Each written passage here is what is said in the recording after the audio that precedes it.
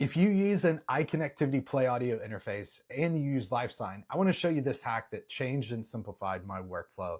And it's going to make your rehearsals go a lot smoother. Now, for many years, I did what probably a lot of you are doing still with LifeSine and with the Play Audio 1U at the time, which is I created a tone track in my template because I use a template.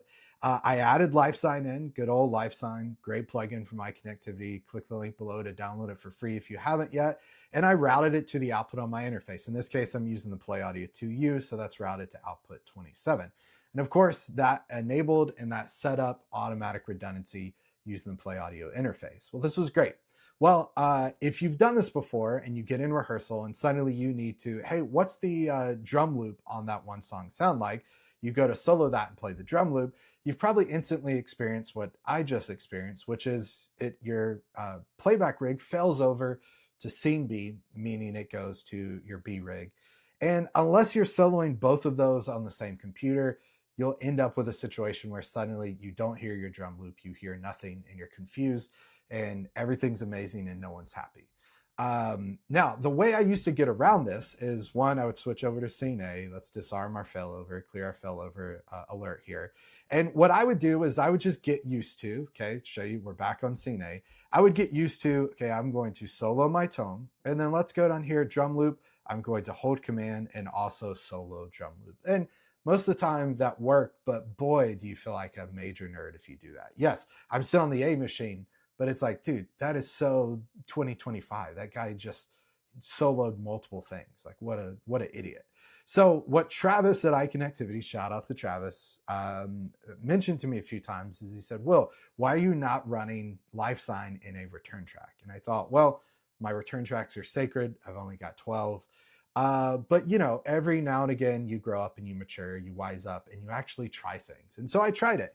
And so starting a couple years ago, I got rid of my test tone track, my LifeSine track in my template. And I decided to devote one of my tracks in my template, one of my return tracks to LifeSine. So I have a track down here called Tone. It's routed to 27. If I turn this on, LifeSine starts running. If I go over to Oracle, let's arm our failover, clear our failover alert. We're back to scene A.